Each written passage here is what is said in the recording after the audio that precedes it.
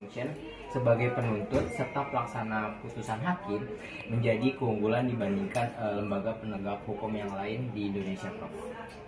Oke, jadi kejaksaan itu sebenarnya kedudukan posisi ataupun fungsinya bukan hanya dalam penegakan hukum secara sempit, karena dia di dalam hukum tata negara tadi, hukum pemerintahan, dia juga anggota, kalau dulu namanya muspida, musyawarah pimpinan daerah, kalau sekarang kan Forkumpinda, forum koordinasi pimpinan daerah.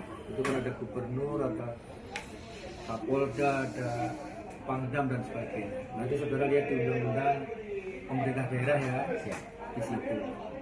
Yang kedua juga saudara nanti lihat di undang-undang tentang intelijen. Kejaksaan juga berfungsi di situ tentang keamanan negara. Nanti undang-undang intelijen ya. Juga saudara bisa lihat di undang-undang kaitannya misalnya korupsi. Jadi kalau ada koruptor misalnya meninggal, itu tidak selesai dengan meninggal. Kalau ada kerugian negara yang dikuasai oleh keluarganya, ahli warisnya, maka kejaksaan bisa menggugat perdata yang sering ini oleh jaksa pengacara negara tadi. Jadi memang fungsinya strategis bagi penegakan hukum, bagi ketatanegaraan dan sebagainya tadi. Nah, tentu saja dari pertanyaan saudara sebagai penegak hukum tadi, kan kejaksaan antara ini kan sebagai penuntut umum tadi. Nah, jaksa itu kan single prosecution system, penuntut umum yang tunggal. Makanya di KPK pun itu penuntut umumnya dari jaksa. Mungkin ada dari yang lainnya penuntut umumnya single tadi. Itu tadi. Nah, tentu saja fungsinya yang untuk menegakkan hukum dan keadilan demi apa? Tujuan penegakan hukum kan ada 3 itu. 1 untuk keadilan, kepastian hukum, dan kemanfaatan. Nah, ini tentu saja dengan kemanfaatan itu kan mewujudkan welfare state. Negara apa, Mbak? Welfare state. Negara kesejahteraan. Jadi negara hukum kita itu negara hukum kesejahteraan atau welfare state. Oke ya, intinya itu. Mungkin lanjut ke pertanyaan kedua, Prof. Mengapa pengelolaan dan upaya penyelesaian piutang uang pengganti atau UP dalam kasus korupsi masih menjadi kelemahan sistem pengadilan intern atau SPI kejaksaan yang ditemukan di BPK, Prof? Ya, sekarang temuan BPK itu dilihat temuannya dari sudut apa? Ya, dari sudut apa? Karena uang pengganti itu merupakan hukuman tambahan. Jadi hukuman itu kan ada hukuman pokok, ada hukuman tambahan. Nah, uang pengganti itu sebenarnya hukuman tambahan yang khusus berkaitan masalah korupsi tadi. Nanti saudara lihat di pasal 18 Undang-Undang Korupsi, hukuman tambahan. Nah, hukuman tambahan itu adalah untuk mengembalikan uang negara yang dikorupsi, uang pengganti tadi. Ya. Dan uang pengganti itu hanya ada di Undang-Undang Korupsi tadi, pasal 18 tadi nanti dicari ya. Jadi itu gunanya untuk mengembalikan keuangan negara yang dikorupsi. Nah, kalau terpidana tadi nggak bisa bayar uang pengganti tadi dalam waktu 1 bulan dan sebagainya, yaitu diganti dengan pidana penjara juga yang diputus pengadilan sudah disebutkan ya. Oke, kalau temuan BPK tadi ya silakan, kemungkinan benar, kemungkinan tidak benar. Jadi di sudut apa temuan BPK tadi yang mengatakan uang pengganti kurang tadi ya. Nah, tentu saja ini untuk pelajaran kejaksaan harus merubah sikap bahwa uang pengganti tetap harus dituntut dari terdakwa terpidana tadi untuk dikembalikan secara efektif, secara efektif dan secara tegas, ya. Nah, tentu saja bagi terpidananya sering mengatakan, kami ini sudah dihukum pidana penjara dan sebagainya. Tapi ini memang diatur antara di pasal 18 Undang-Undang Korupsi tadi. Nah, teman BPK ya untuk segi positifnya, untuk memberi pelajaran kepada kejaksaan agar dalam menuntut melaksanakan tugasnya secara efektif, efisien dan tegas. Ya memang harus dituntut tadi. Ini merupakan pidana khusus, ya, karena kasus lain nggak ada pidana tambahan tadi, uang pengganti tadi. Ya, Oke, lanjut pertanyaan ini. Mengapa Kejaksaan Agung RI ini justru sering dianggap sebagai sarana impunitas bagi pelaku pelanggaran HAM berat dengan pengembalian berkas perkara pada P19 berulang kali, Prof? Ya karena satu, kita ngomong objektif hukum ya. Nah, secara hukum HAM berat itu penyelidiknya itu Komnas HAM, penyidiknya Jaksa Agung. Nah, nanti yang membawa ke pengadilan ya kejaksaan. Nah, kemungkinan karena penyelidiknya Komnas HAM, mohon maaf ya, penyelidik. Jadi perkara itu, Mas, ada penyidikan, penuntutan, baru ke peradilan tadi. Nah, penyidikan itu antara lain bagiannya penyelidikan tadi awalnya. Nah, ketika penyelidik ini Komnas HAM, hasilnya disampaikan ke penuntut umum tadi, ke kejaksaan tadi. Nah, kemungkinan dalam penelitian, kalau namanya seperti pra penuntutan dan sebagainya itu, kalau ada kemungkinan kekurangan kan diberi petunjuk dan sebagainya. Nah, karena mungkin kurang lengkap karena yang penyelidiknya tadi Komnas HAM, mohon maaf ya, mungkin latar belakang hukumnya mungkin agak kurang dan sebagainya. Dan pelanggaran HAM berat itu juga ada kaitannya politis, ada kaitannya dengan politis dan sebagainya, sehingga seringkali ada beberapa hambatan. Karena misalnya hambatannya ya kemungkinan negara ya nggak senang ada berbagai pelanggaran tadi, karena nanti bisa saja dinilai oleh negara lain, Indonesia banyak berat misalnya ya, jadi kan agak nilainya kan agak itu. Nah, tentu saja dalam hal seperti ini dibutuhkan profesionalitas dan integritas. Profesionalitas itu ya sesuai dengan hukum yang ada, integritas ya tidak melihat ini kalau memang memenuhi syarat ya silakan. Tapi seringkali ada beberapa faktor yang tanda petik menghambat tadi. Karena ini berkaitan ke negara, ya bisa saja nggak objektif, tidak efektif, bisa saja. Tapi keinginan kita semua ya objektif, kalau ini ya silahkan dan sebagainya. Ya. Jadi kembali lagi, kenapa dikembalikan ke apa tadi? Ke penyelidik Komnas HAM. Secara teknis mungkin perkara belum lengkap menurut undang-undang ya. Yang kedua kaitannya politis tadi ya, untuk karena ini pelanggaran HAM berat menyangkut hukum internasional, menyangkut ini ya ada kemungkinan agak ngerti ya maksudku ya, itu tadi. Sehingga dalam penyelesaian ini ya harusnya ada kebersamaan antara kejaksaan sebagai penyidik penegak hukumnya, penuntut umumnya, dan negara. Ya negara ya pejabat-pejabat ini diberi pengertian bahwa ini demi. Tapi faktanya kan nggak seperti itu ya. Jadi kalau misalnya ini presiden ini dan sebagainya lanjut, sudah nggak ada ya. Ngerti ya maksudnya ya. Jadi ada faktor-faktor itu tadi. Karena nanti yang ditakutkan selain pengaruh internasional tadi, kejaksaan. Indonesia berarti banyak apa tadi Pak? Pelanggaran HAM berat.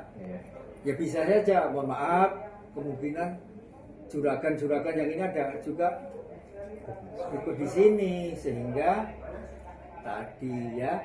Sebenarnya kalau kebersamaan UPN mau maju, kalau semua pengen maju ya sudah maju, nggak taunya ada yang dan sebagainya. Jadi itu memang dalam penegakan hukum itu menurut Prof. Suryono Sukanto itu 5 faktornya biar bisa berjalan dengan baik. Undang-undangnya harus baik, penegak hukumnya juga harus baik. Ketiga, sarana prasarananya juga harus baik. Keempat apa? Kesadaran hukum masyarakat juga harus baik. Nah, kelima, kultur budaya itu juga. Kalau enggak ya enggak bisa. Ya. Jadi kembali lagi ke pertanyaan Anda. Nah, sekarang saya ini ya. Pelanggaran HAM berat itu sekarang di KUHP kita diatur juga istilah pelanggaran HAM berat itu di KUHP yang baru Undang-Undang Nomor 1 tahun 2023 yang baru berlaku tahun Januari 2026 kemarin. Iya. Istilah pelanggaran HAM berat itu diganti tindak pidana berat terhadap HAM. Ya, tapi undang-undangnya masih undang-undang lama, Undang-Undang Nomor 26 tahun 2000 tentang pengadilan HAM. Namanya juga masih pelanggaran HAM berat, tapi oleh KUHP diganti tindak pidana berat terhadap HAM. Penegak hukumnya masih sama. Ya, masih sama. Faktornya tadi, faktor yang menghambatnya ya kaitannya dengan alasan politis dan sebagainya. Bahkan Mbak, HAM ini salah satu undang-undang yang undang-undang HAM ini ya mengatur 2 asas. Kalau undang-undang yang lain asasnya legalitas. Legalitas itu apa Mas? Tidak ada pelanggaran tanpa adanya undang-undang. Ya. Jadi ketika undang-undang ini dibuat, pelanggarnya setelah undang-undang berlaku ke sini. Tapi kalau HAM berat ini bisa juga berlaku sebelum tahun 2000. Karena undang-undang pengadilan HAM kan Undang-Undang Nomor 26 tahun 2000. Kalau sebelum tahun 2000 itu namanya pelanggaran berat HAM. Nanti pengadilannya HAM ad hoc. Kalau yang ini pengadilan HAM permanen biasa itu ya. Dan ini sebenarnya di dalam sejarah sudah pernah ada sekitar 24 perkara ya, yang mungkin mohon maaf seperti Anda dan sebagainya, ya ini nggak pernah ada pengadilan HAM. Ada ya, sekitar 24. Ini saya pernah ngutip dari koran Kompas, sebentar ya. Iya Pak. Iya.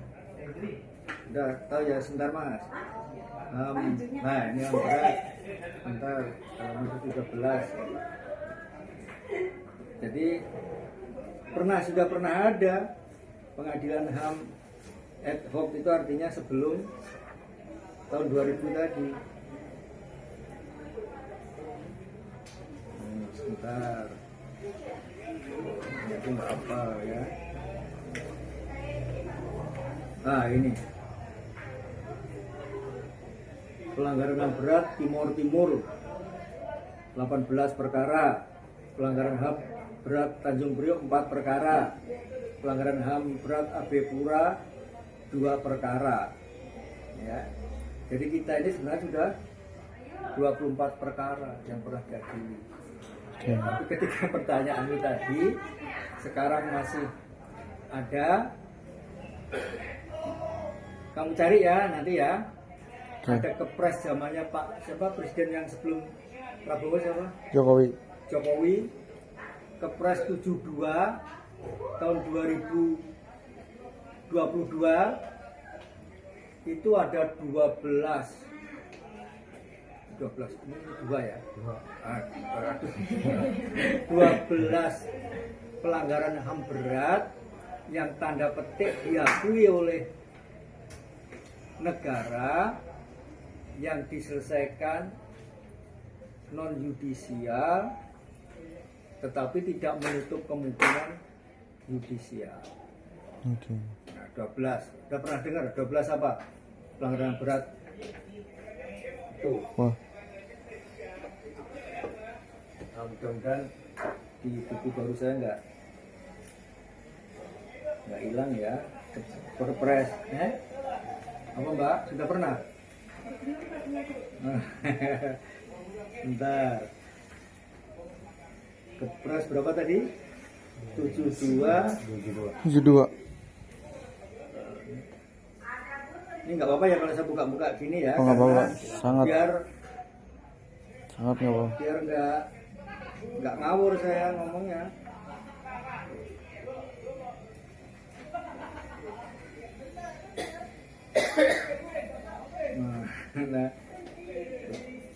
Nah, Kepres 72.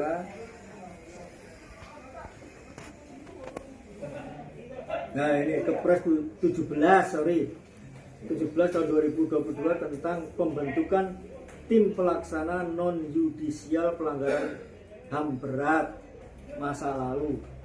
Oke. Ya. Di situ tadi Mas yang kaitannya dengan tadi kejaksaan yang agak tanda petik hambatan tadi.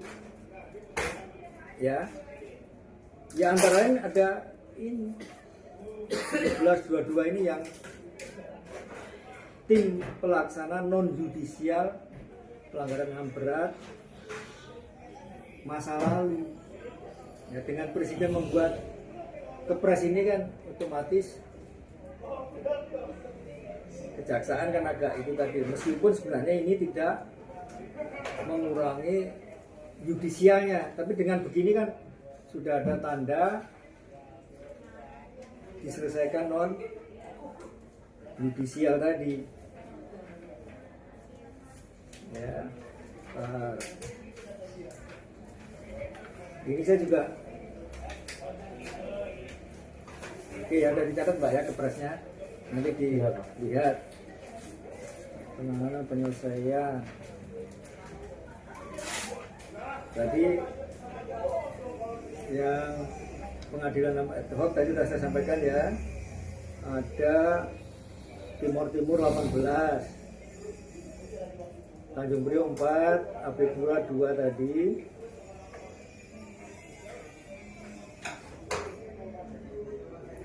Kemudian ngutip di Kompas, juga ngutip di data di Kejaksaan Agung dan sebagainya. Ya, oke, apa lagi? Mungkin saya mau tanya lagi Prof, bagaimana kelemahan Komisi Kejaksaan sebagai pengawas eksternal dalam melaksanakan tugas mengawasi kinerja jaksa dan memberikan sanksi terhadap pelanggaran. Jadi dalam hal ini kejaksaan ini di bawah kenapa kedudukannya ini selalu di bawah presiden, yang dimana eksekutif ini Prof. Jadi yang saya tanyakan ini bagaimana kelemahan Komisi Kejaksaan RI ini sebagai pengawasan eksternal Prof. Oke ya, satu, sebenarnya Komisi Kejaksaan itu tanda petik tidak mutlak sebagai pengawas eksternal.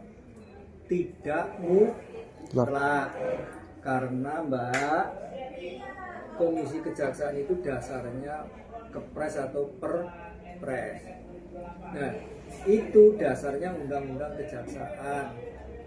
Saya lupa pasalnya, tapi nanti dicari ya, bahwa untuk meningkatkan kinerja kejaksaan, presiden dapat membentuk komisi,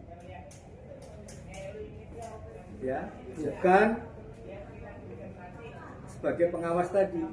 Di undang-undang kejaksaan itu bunyinya untuk meningkatkan kinerja kejaksaan, presiden dapat membentuk komisi sehingga Laira waktu itu Kepres atau Perpres tahun 2019 terus diperbaiki lagi. Dasarnya Komisi Kejaksaan tadi kan kepres ya. Ya kepres ini dasarnya undang kejaksaan.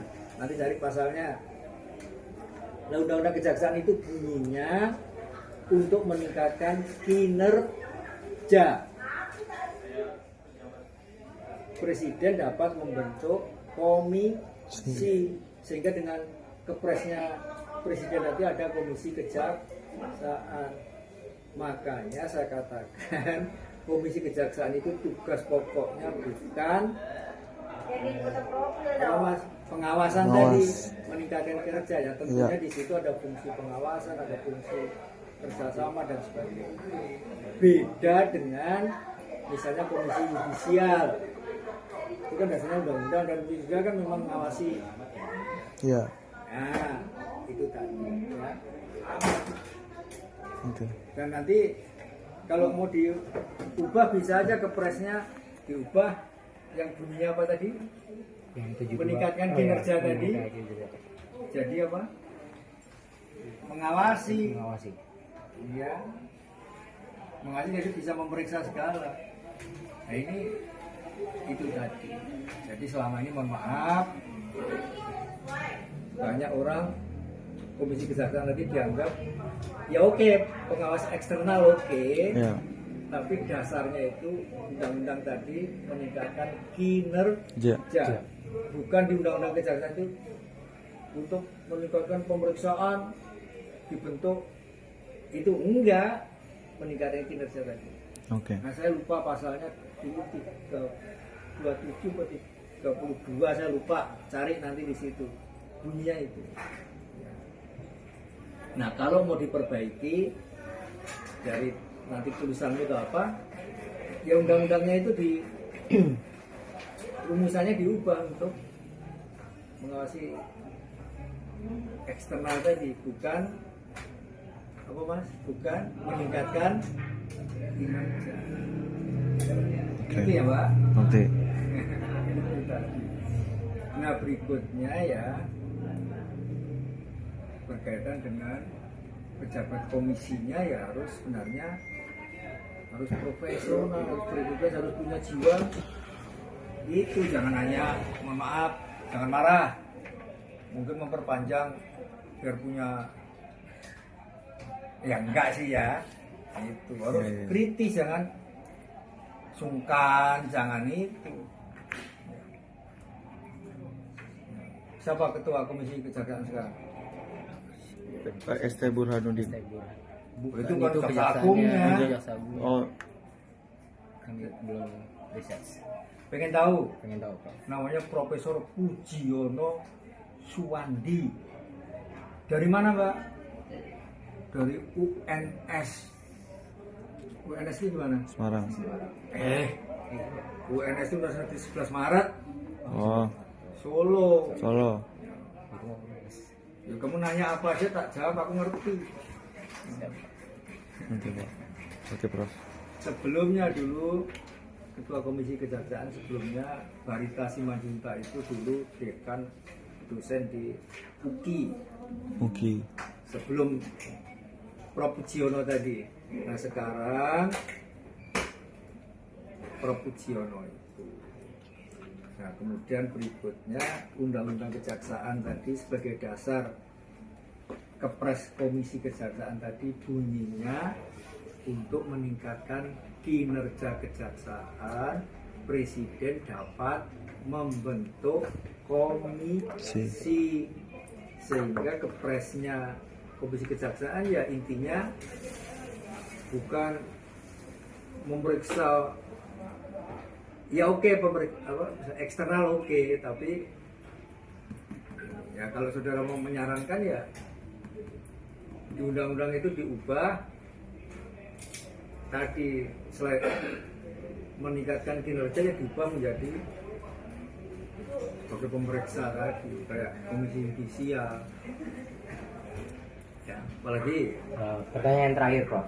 Apa akibat ketidaksesuaian keahlian dan jabatan pada individu yang menyebabkan kelebihan atau kekurangan staf di kantor kejaksaan tertentu terhadap kinerja penuntutan. Maksudnya dalam hal ini kan kita lihat menarik bahwa ada beberapa kasus yang dimana mungkin saya ambil contoh itu Amsal Sitepu yang dimana dia itu dituduh oleh jaksa itu melakukan kerugian uang negara, padahal dalam proses pembuktiannya itu tidak ada aliran dana dari uang negara. Nah, saya mau tanya dari akibat hal itu apakah menjadi suatu kelemahan dari kejaksaan itu sendiri atau bagaimana?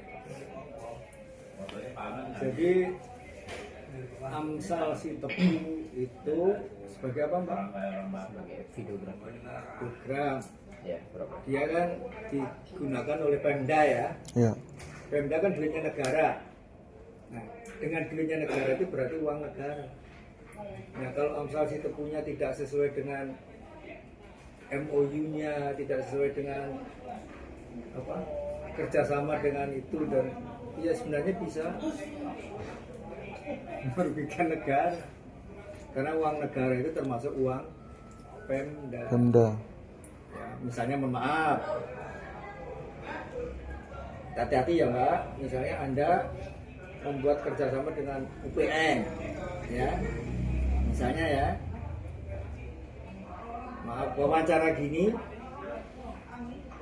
nggak kamu masukkan anggaran, Iya. ya sehingga anggarannya dengan gini misalnya cuma sekian ratus juta misalnya.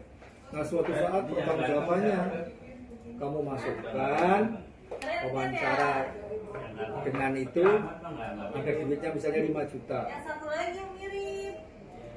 Ya otomatis karena ininya nggak ada itu terus kamu masukkan sehingga uang dari Pemda tadi keluar untuk itu, ya berarti penyimpangan. Oke. Ya berarti itu tanda petik yang merugikan keuangan negara, bisa namanya penipuan karena di MOU draft apa tadi Ya. itu nggak ada, tahu-tahu dimasukkan ya karena dimasukkan. Dan maaf mungkin Pak Amsal Sitepu awalnya nggak ada yang mungkin ya yang itu, tapi pas pertanggungjawabannya dimasukkan sehingga Pemda membayar lebih dari itu. Oke. Kalau itu ya satu melawan hukum karena awalnya tidak ada kerjasama itu dengan saya dengan Anda misalnya. Tuh, yang kedua ya itu kan duitnya negara tadi. Iya. Ya otomatis itu ya. Ini aku nggak bela siapa-siapa. Iya, Prof. Itu tadi. Jadi sebentar, korupsi itu ya Mas Mbak, kelompoknya itu kalau nggak secara garis besar itu sekitar 7 kelompok. Kelompok satu itu merugikan keuangan negara. Kelompok kedua bisa namanya suap menyuap.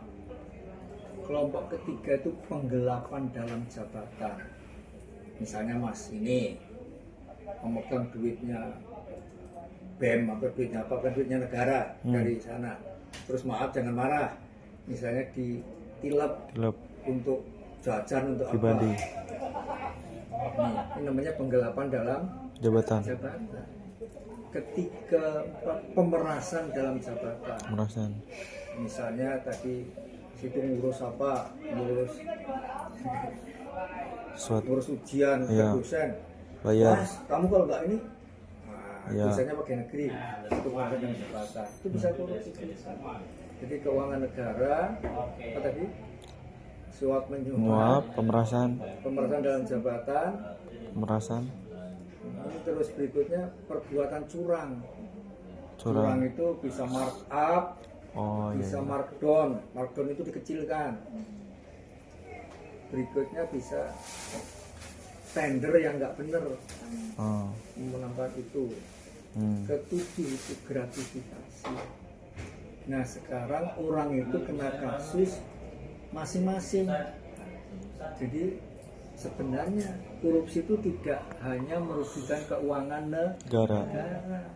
Bisa aja kalau tadi Mas ini misalnya pemerasan dalam jabatan. Kamu pengen lulus ya? Kalau pengen lulus ya? Oh, iya. Nah, itu Gitu, namanya oke. memeras. Itu korupsi juga. Kenapa? Karena yang memeras itu pegawai negeri. Kalau kamu diperas sama preman, yaitu pemerasan dalam KUHP. Aku nggak bela jaksanya ya.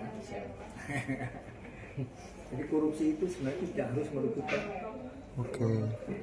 Korupsi juga tidak harus oleh pegawai negeri. Nah, apalagi? Nih, udah banget. Apalagi? Oke, udah mungkin cukup Prof. 5 pertanyaannya. Yuk, kamu nanya kritis boleh, tak jawab kritis juga. Iya, Prof. Oke, Prof. Karena sudah 5 pertanyaannya, Prof. Jadi saya mengucapkan terima kasih, Prof. Mau ngobrol yang lain juga boleh. Ya, soalnya abis ini mau ada kelas lagi. Puasa Prof. kelas 5. Mau langsung kelas lagi. Iya, Pak. Saya juga ada acara gitu. Iya, Prof. Ini fakultas apa? Hukum, Pak. Hukum. Hukum juga. Hukum semua, Pak. Hukum semua. Saya pikir dari depan. Enggak, Oh, Prof. enggak. Saya pikir dari apa ya? Aspirasi. Enggak, Prof. Oh, bukan dari ini mahasiswa Fakultas Hukum juga. Yang tadi kepresnya Pak Jokowi yang Iya, Prof. 12 apa tadi? Iya. Pelanggaran yang berat Pelanggaran HAM berat. masa lalu tadi. Hmm. Itu juga bisa aja itu namanya pengakuan oleh negara. Ada 12 kasus pelanggaran yang berat masa lalu. Cuma di oke. kepresnya akan diselesaikan non Sial. judisial. Oke. Oke. Jadi kalau kamu diam-diam negara juga ngaku 12 tadi. Apa Oke. dasarnya? Kepres tadi. Kepres tadi. Kalau Jokowi nggak ngaku ya Oke. ininya di kepres begini. Aku saya pikir ini Enggak. Oh, enggak, Pak, ini, Pak. Tugas juga, Pak. Makanya tadi sempat dibilang hukum tata negara karena di hukum tata negara ini kami disuruh meneliti terkait tentang lembaga-lembaga negara dan kami kelompok kami ini akan mengambil kejaksaan dan berhubung Prof pernah berkecimpung di dunia kejaksaan makanya kami wawancarain Prof. Gitu, Gitu. Prof. Saya mau nanya apa lagi kejaksaan? Udah, Prof. Itu aja, Karena Prof. sudah 5 pertanyaan.